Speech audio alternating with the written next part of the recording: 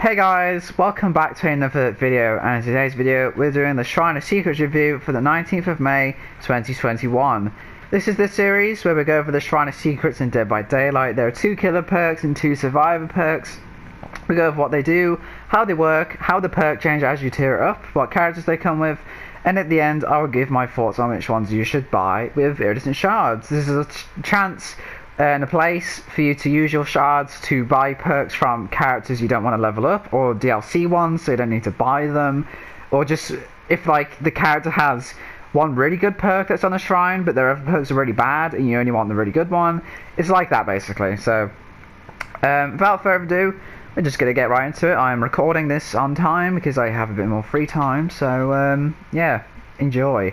First of all, we have Cruel Limits, which is a Demogorgon perk, and this used to be Cruel Confinement, and I will never let go of the fact that it used to be called Cruel Confinement and now it's called Cruel Limits. It's just the alliteration flows so much better. Anyway, that's not got anything to do with this. Basically, every time a generator is completed, all windows and vault locations within 32 meters of that completed gen are blocked for all survivors for the next 20 seconds. At tier 2, that's 25 seconds, and tier 3 is 30 seconds. You see the aura of the vault location blocked by Cruel Limits for the duration. So basically, they complete a gen, any windows and just any windows or vault locations within 32 meters, pardon me, get blocked, like the way Bamboozle blocks windows and Blood Favor and things like that, and it'll block them for a period of time, and you see the auras. Now, I'm not lying where I'm saying this is literally one of the worst perks in this game, both for killer perks and just perks in general. I really love the idea of this perk. The concept of this perk is really good. It's the same problem with like Blood Favor, where the idea of just blocking off the survivor's defenses and stuff is really good, but the practicality of it is really shite, and unfortunately this perk's just a bit too weak.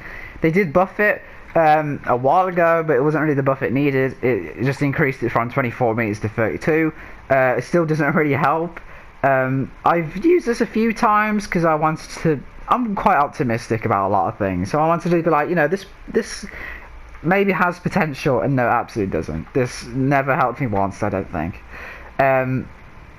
So right away I'm just going to say, no, please don't buy this. Do not put 2,000 shards on this, please. Next up we have Infectious Fright, which is a plague perk, and this is a tracking perk. When you down someone who is in your tear radius, they will scream. No, when you down someone, sorry, any other survivors in your tear radius will scream and reveal their location to you for 4 seconds, which is 5 seconds at tier 2 and 6 seconds at tier 3. You down someone, everyone around you screams, and it's the bubble thing, not auras. It's like the Doctor Static Blast bubble thing. You can obviously use this with like distressing, and maybe just killers who have the 32 meter tear radius and add-ons and stuff, but mainly this is really good for insta-down killers. I think I would say most killers, if not all, in some capacity, this really benefits killers, because you could just down, maybe not stealth killers obviously, but like you down someone, you immediately get information on everyone else.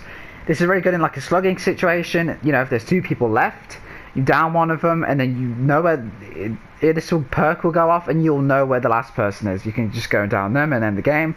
So, sorry, I'm just going to adjust my mic.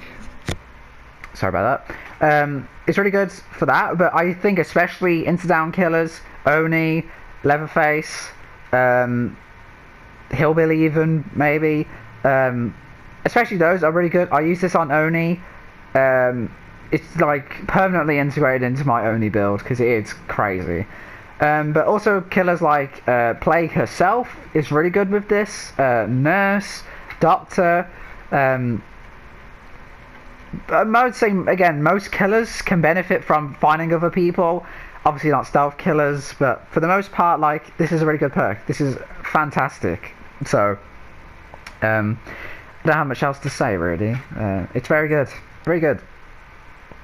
Next up we have Poise, which is not very good. This is a Jane perk, and It's very simple. After a generator is completed, you have no scratch marks for 6 seconds, which is 8 seconds at tier 2 and 10 seconds at tier 3. Very short. This does count for any gen getting done. It's like Detective Hunch, where you do not have to be the one to get the gen done. But I don't know, I just think this is really bad.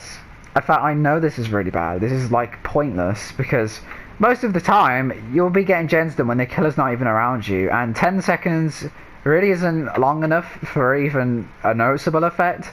So yeah, probably not. The only reason I got this perk from the shrine like not a year ago, but like fucking ages ago, was because that was when Jane was on the Rift, and I didn't have Jane as a character. I have Jane as a character, but I didn't level her up at all.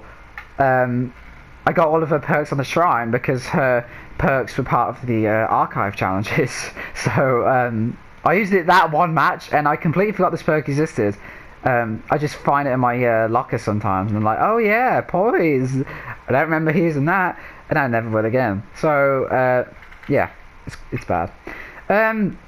Finally, we have Unbreakable, which is a Bill perk, and basically, you've probably heard of this perk, but in case you haven't, this grants the ability to fully recover from the dying state once per trial.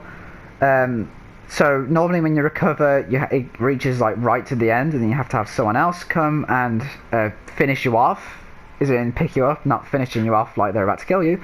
And also, this increases dying recovery speed by 25%, 30% at tier 2 and 35% at tier 3.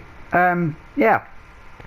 This perk can be really game changing. If you're in that situation where the whole team's slugged and she's starting to kill everyone, or he, could be a he, you can get yourself up from the ground, and then you can like pick your team back up and rescue them, whatever. So this can really change how a game plays out. This is a very meta perk.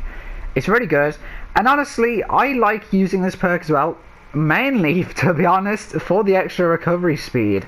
35% is pretty fucking noticeable.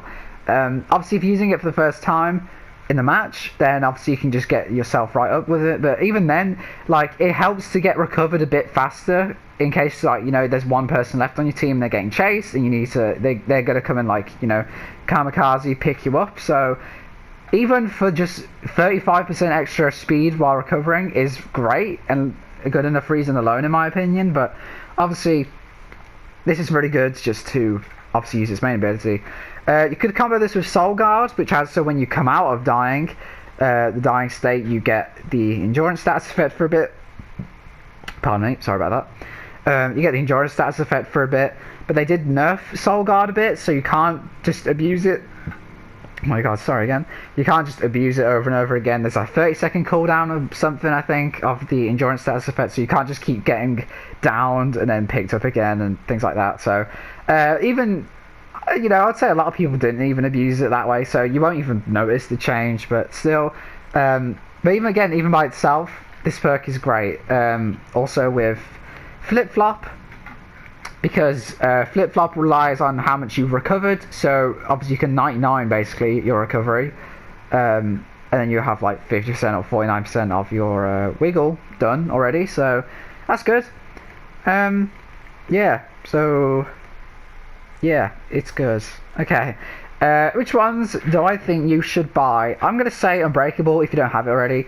Borrowed Time was on last week or the week before, so this is very good actually, and again, this is because Bill's on the archive, this tome, so that's obviously why they're doing this. So maybe Left Behind will come out soon, but Left Behind's not very good, so maybe just get this for the challenges, but mainly because this is such a god perk, and you will see what I mean when you use it for the first time.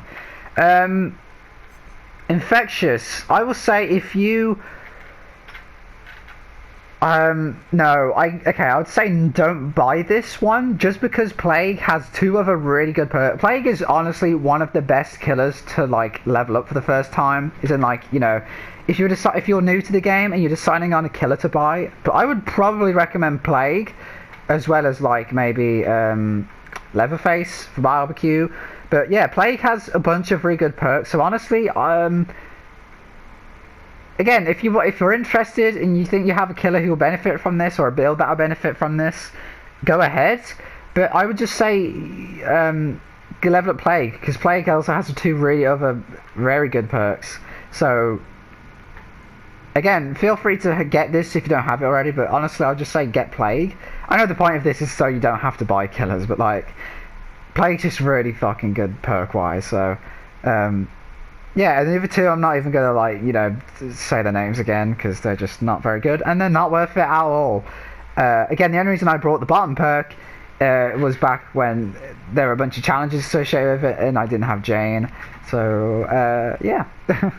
Guys, that's going to do it from me. I hope you enjoyed. I hope you found this useful. Yeah, I'll be back next week with it. I finished school in less than a week now, so that's fun. But yeah, so guys, thanks for watching. Hope you enjoyed, and I'll see you in the next one.